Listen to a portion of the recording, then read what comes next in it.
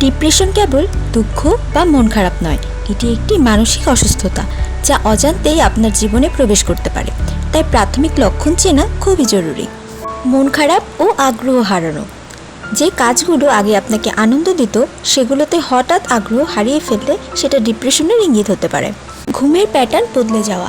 Depression অনেক সময় ঘুমের ছন্দ নষ্ট করে। কারো ঘুম একেবারেই আসে না, আবার কারো অতিরিক্ত ঘুম হয়। ক্ষুধা কমে যাওয়া বা বেড়ে যাওয়া। ক্ষুধা হঠাৎ কমে যাওয়া বা অস্বাভাবিকভাবে বেড়ে যাওয়া দুটোই হতে পারে ডিপ্রেশনের লক্ষণ। এনার্জি ও মনোযোগ কমে যাওয়া।